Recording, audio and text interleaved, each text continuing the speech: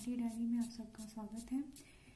जैसा कि आप सबसे पहले देखते हैं कि एंट्रोबियस वर्मिकुलरिस को अपनी लाइफ साइकिल को कंप्लीट करने के लिए कितने होस्ट की ज़रूरत होती है।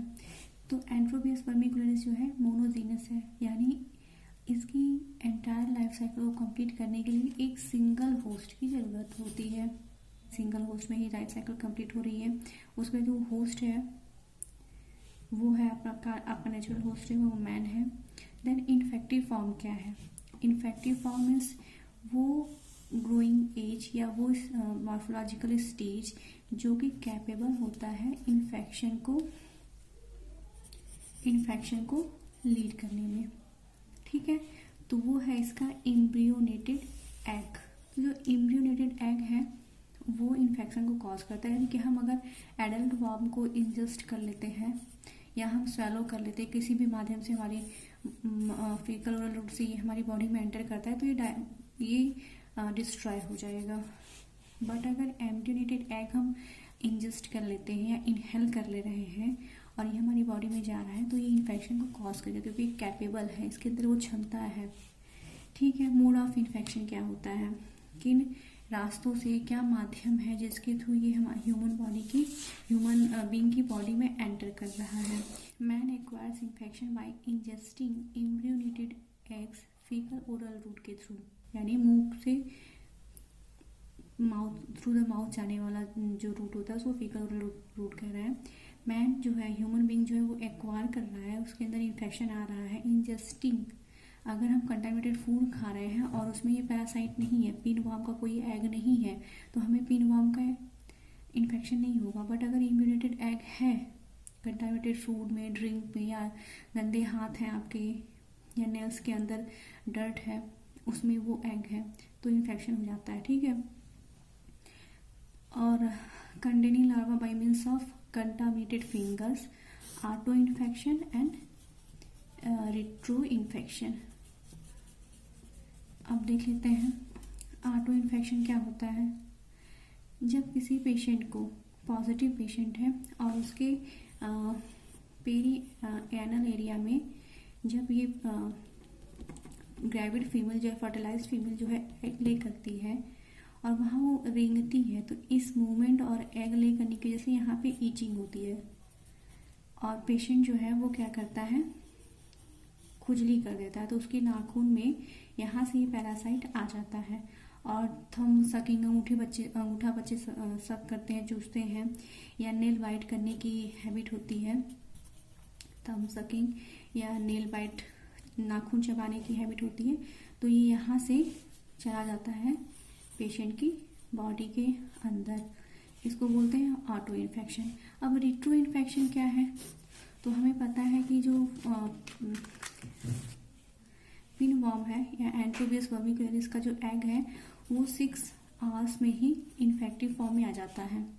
तो क्या होता है, जब फीमेल यहाँ पेरीएनल या पेरिनियल स्किन फोल्ड जो होती है वहाँ पे एग ले करती है, तो 4 से 6 घंटे के बीच में ही ये एग जो होते हैं एक्टिव हो जाते हैं, इन्फेक्शियस हो जाते हैं और ये back inside the body rectum से होते हुए ये इंटेस्टाइन तक पहुंच जाती है। इसे हम बोलते हैं रेट्रो इन्फेक्शन। ठीक, अब हम पढ़ेंगे लाइफ साइकिल, क्योंकि अब हमारी बॉडी में ये पैरासाइट आ चुका है। खाना साफ सुथरा है, उसमें कोई एग या कोई पैरासाइट नहीं है, तो वो कंटामिनेटेड नहीं है, के थ्रू हम क्या कर लेते हैं, ह्यूमन बीइंग जो होता है वो इंजेस्ट कर लेता है, यानी होस्ट जो है, और इन्फेक्शन हमारी जो बॉडी है उसके अंदर इम्यूनेटेड एग जो है पैरासाइट का वो एंटर कर जाता है। तो ये होगा कैसे हमारी बॉडी में वो एंटर करता है। वो डबल कोटेड होता है, डबल कवरिंग होती है, एग सेल की जो कवरिंग होती है वो डबल लेयर्ड होती है।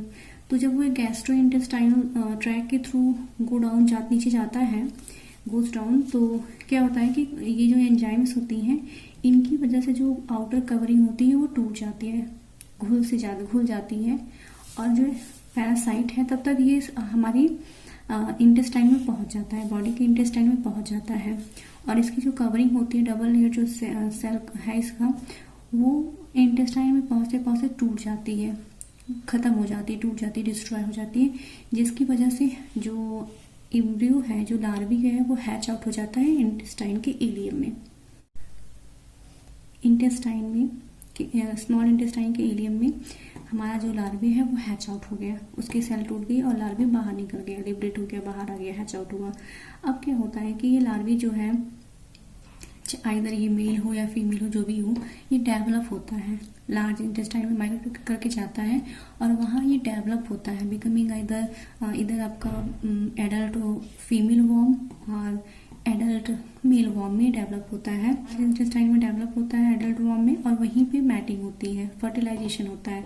आफ्टर फर्टिलाइजेशन मेल डाइज, और जो ग्रेविड फीमेल या फर्टिलाइज्ड फीमेल होती है वो लार्ज इंटेस्टाइन से मूव करने लगती है रेक्टम की तरफ, और ये जो माइग्रेशन हो रहा है नॉकटर्नल हो रहा है, यानी कि रात में ही हो रहा है। रेक्टम से के थ्रू होते हुए ये एनल एरिया के पास आती है, एनस के बाहर आती है, और जो पेरी एनल एरिया होता है, स्किन फोल्ड होती है, वहां पे ये एग ले करती है।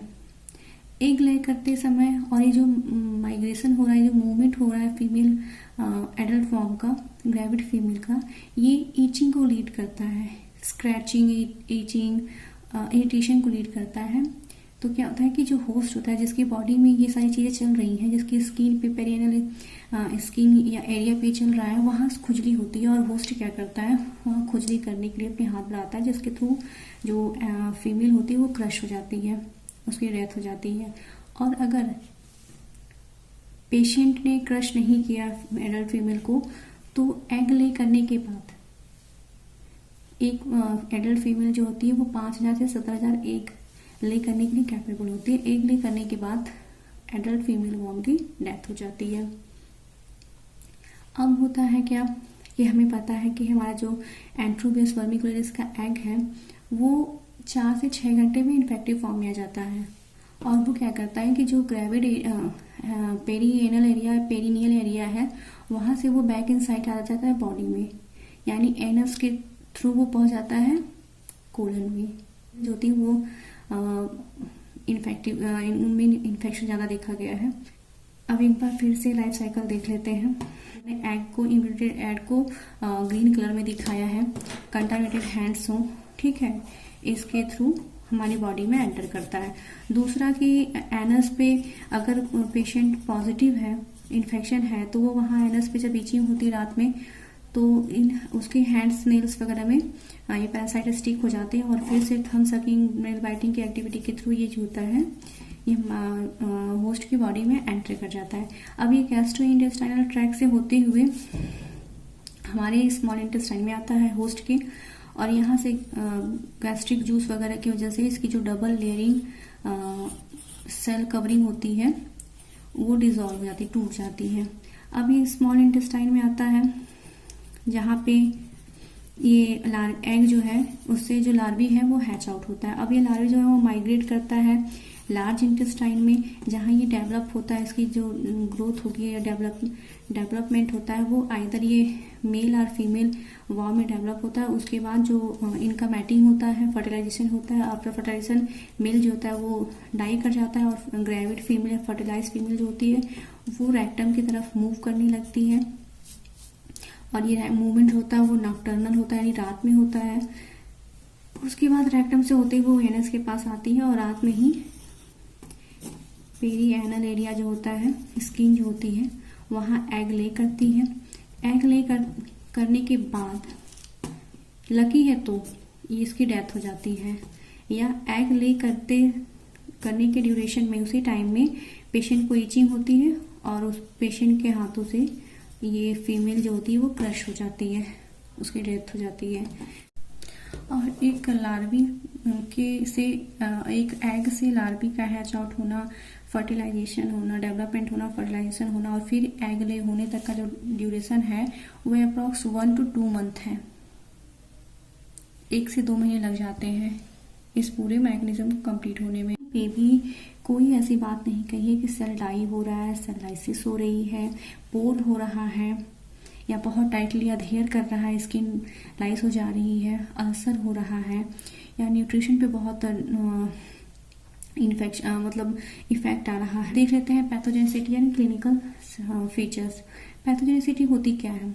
हम इसमें पढ़ते क्या है, हम इसमें वो मैकेनिज्म पढ़ते हैं जिसके थ्रू पैरासाइट हमें हार्म पहुंचा रहा है। इस मैकेनिज्म के थ्रू हमें क्या हार्म हो रहा है, वो सिम्टम्स के, हम कैसे अनकंफर्टेबल फील कर रहे हैं, इसे हम सिम्टम्स बोलते हैं, क्लिनिकल फीचर्स बोलते हैं। तो यहाँ तो कोई पैथोजेनिसिटी थी ही नहीं कि कहीं हार्म, बस वही नॉकटर्नल मूवमेंट है ग्रेविड फीमेल का, और वो एग ले कर रही है, तो वहाँ पेरिएनल या पेरिनियल और पेरीएनल एरिया में ईचिंग हो रही। एंट्रोबियस वर्मिकुलरिस से होने वाले इन्फेक्शन को हम एंटेरोबियासिस कहते हैं, एंटेरोबियासिस कहते हैं। Enterobiasis occurs mostly in children younger than 12 years. 12 साल से छोटे वाले बच्चे होते हैं, उनमें ये इन्फेक्शन देखा गया है। It is more common in female than male. Approx 1/3 of infection are asymptomatic, कोई सिम्टम नहीं शो होता है। और सिम्टम्स प्रोड्यूस हो रहा है व्हेन ग्रेविड फीमेल क्रॉल कर रही है, वो रेंग के जा रही है out of the anus to lay egg. यही इसका मैकेनिज्म है कि वो जो फीमेल है, ग्रेविड फीमेल है, वो रेंग के जा रही है एनस के बाहर, और वहाँ पेरिनियल एरिया में वो एग ले कर रही है। तो this leads to scratching around the anus के अगल बगल वो एक स्किन पे एग ले कर रही है, तो वहीं इरिटेशन होगा। और ये वॉर्म जो है वो नॉक्टर्नल मूवमेंट कर रही है, माइग्रेट कर रही है रात में। इससे रात में जब माइग्रेट कर रही है, ईचिंग हो रही है, तो रात की जो नींद होती है वो डिस्टर्ब हो जा रही है। और कभी कभी ये जो पैरासाइट है वो फीमेल के वॉल्वा, वजाइना, इन सब में टहलते घूमते पहुंच जाती है, जिससे इरिटेशन होता है और एक म्यूकॉइड डिस्चार्ज होता है। और कभी कभी ये इतना ज़्यादा मतलब इसका मूवमेंट हो जाता है, माइग्रेट कर जाती है कि ये up to the uterus fallopian tubes infection भी होता है। यूटीआई की भी शिकायत होती है, देखी गई है कि उसमें 2 ही स्टेज देखा गया है, adult male worm, adult female worm और एग। तो हम जो लैब डायग्नोसिस करेंगे तो हम किस चीज़ को ढूंढेंगे, पैरासाइट को ढूंढेंगे। तो पैरासाइट की किस स्टेज पे वो है वही ढूंढेंगे। तो हमें दोनों मॉर्फोलॉजी को पढ़ना होता है। हो सकता है स्टूल में एडल्ट है, हो सकता है स्टूल में एग है, तो मॉर्फोलॉजी क्लियर रहेगी तभी। अदरवाइज हमारे सैंपल में, स्पेसिमेन में पैरासाइट भर भर के है और हमें पता ही नहीं कि एग कैसा दिखता है और एडल्ट वॉर्म कैसा दिखता है, एग कहाँ रहता है, कहाँ से हम स्पेसिमेन कलेक्ट कर सकते हैं, एडल्ट कहाँ से हमें चांसेस है कि वो साइड से हम स्पेसिमेन कलेक्शन करेंगे तो उसमें एडल्ट पैरासाइट मिलेगा। ये देख लेते हैं एग। तो हमने देखा कि रेक्टम में एग ले नहीं हो रहा है, तो स्टूल में एग के पाए जाने की चांसेस क्या है, वो बहुत कम है, नहीं है। ठीक है, तो ये तो हो गया कि स्टूल में नहीं हो सकता। और कोई सीरोलॉजिकल टेस्ट इसके लिए नहीं होता है क्योंकि कहीं से लाइसिस नहीं हो रहा है, अल्सर वगैरह का फॉर्मेशन नहीं हो रहा। और मैंने कहीं पे भी ये नहीं कहा है कि इम्यूनोग्लोबुलिन्स जो है वो बढ़ जाते हैं या इओसिनोफिल का जो काउंट होता है वो राइज हो जाता है। ये सबसे यूनिक फीचर है कि इस पैरासाइट यानी पिन वॉर्म के इन्फेक्शन में आपका इम्यूनोग्लोबुलिन का जो लेवल है वो बढ़ता नहीं है और ना ही इओसिनोफिल काउंट रेज बढ़ती है। ये यूनिक फीचर है। तो जब ऐसा कुछ हो ही नहीं रहा है तो एंटीजन एंटीबॉडी रिएक्शन होगा नहीं, तो इसमें सीरोलॉजिकल टेस्ट भी नहीं करते हैं, सीरोलॉजिकल टेस्ट भी नहीं होता है। तो होता क्या है, होता ये है कि जहां हमें पता है कि हमें मेजॉरिटी मतलब बहुत अधिक मात्रा में पैरासाइट मिल सकता है, वहां से हम कलेक्शन करते हैं स्पेसिमेन का। तो सबसे ज्यादा हमें कहाँ से मिल सकता है, एग अगर हम कलेक्ट करें तो पेरी एनल और पेरीनियल जो एरिया है वहां से। तो चलिए हम लोग कलेक्शन कर लेते हैं वहां से। जो है वो स्किन पर है तो हमें किसी सिरिंज से तो कलेक्शन करना नहीं है या कट लगा के बायोप्सी तो लेनी नहीं है। तो क्या होगा कि अगर हमारे उस एरिया पे, पेरीनियल एरिया पे पैरासाइट है तो हम क्या करते हैं कि हम कुछ ऐसा यूज करते हैं, जैसे मान लीजिए ये आपका एनस है, ठीक है, यहाँ पे एग ले हुआ है, नॉकटर्नल है, यानी कि नाइट में एग ले हुआ है। तो पेशेंट को बिफोर टॉयलेट एंड बाथिंग, नहाने और टॉयलेट यूज करने से पहले हम पेशेंट के इस एरिया से स्वैब इकट्ठा कर लेते हैं। करके हमारे पास एक स्टिक है, वुडन स्टिक है, जिससे हमने यहाँ पे रोल किया और इस वुडन स्टिक पर पैरासाइट आ गया और उसे हम स्लाइड पर रखकर माइक्रोस्कोपी कर लेते हैं। ठीक है, ये है प्रोसेस। नाइट में एग ले हो रहा है तो अर्ली मॉर्निंग में हम सैंपल कलेक्ट करते हैं। और कब करते हैं? टॉयलेट यूज करने से पहले, before using toilet and bathing, क्योंकि नहाने से और टॉयलेट यूज करने से हम वहाँ पानी का यूज करते हैं, जिससे कि ये जो एग होते हैं ये वॉश आउट हो जाते हैं। यहाँ पे भी वही है, demonstration of egg, stool examination और अच्छा। Egg are deposited in large number in the perianal and perineal skin at night and can be demonstrated in swab collected from this site. Swab collected from the site early morning before going to the toilet and bathing.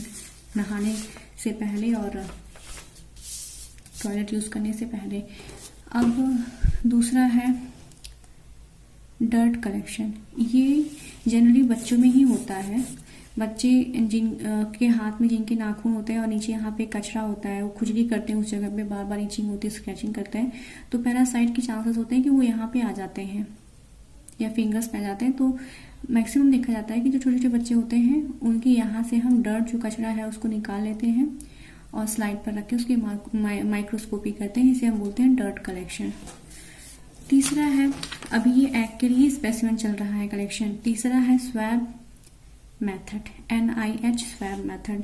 NIH means है national institute of health. तो इन्होंने क्या किया कि एक अच्छा सा collection tool बना दिया, जिससे कि इजीली आप स्वैब कलेक्शन कर लें। तो इसमें है क्या, इन्होंने क्या किया कि एक बड़ा सा ग्लास ट्यूब लिया, ठीक है, उस पर ढक्कन लगा दी, जिसको हम रबर स्टॉपर बोल रहे हैं। ठीक है, अब ये ढक्कन लग गया, इसके अंदर एक ग्लास रॉड रखी और यहाँ पे फिर से एक रबर बैंड लगा दिया, जिससे ये इस पे टिका रहा। ये रबर स्टॉपर है। अब यहाँ पे एक सेलोफेन को अटैच कर दिया, सेलोफेन को। ठीक है, ये टेस्ट ट्यूब है ग्लास की, ये ग्लास रॉड है, सेलोफेन अटैच किया। अब हम क्या करते हैं, जब हम कलेक्शन करने जाते हैं तो इसे हम बाहर निकालते हैं। ठीक, इसे हम बाहर निकालते हैं और पेशेंट का जो पेरिएनल पेरिनियल एरिया होता है वहां पे अर्ली मॉर्निंग में इस सेलोफेन को रोल करते हैं, घुमा के रोल करते हैं। ठीक है, रोल करने के बाद इस पे सारे जो पैरासाइट है वो स्टिक हो गए, चिपक गए। अब क्या करते हैं, इसे हम फिर से प्लेस कर देते हैं जो हमारा टेस्ट ट्यूब था, उसमें हमने इसको फिर से प्लेस कर दिया। अब इसे हम सेंड कर देते हैं लेबोरेटरी में। हमें इसे भेज दिया। अब लेबोरेटरी में क्या होता है कि जो टेक्नीशियन होते हैं वो क्या करते हैं कि इस सेलोफेन को यहाँ से कट कर देते हैं। अब इस सेलोफेन को कट कर देते हैं और इस पे जो पैरासाइट होता है उसको ट्रांसफर कर लेते हैं स्लाइड पे, और इस स्लाइड की कर लेते हैं माइक्रोस्कोपी। तो ये है आपका NIH स्वैब मेथड।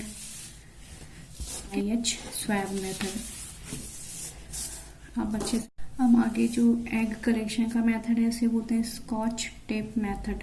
ठीक है, ये थोड़ा और कन्वीनियंट हो गया और आसान हो गया हमारे NIH स्वैब मेथड से, ये और ज़्यादा कन्वीनियंट हो गया।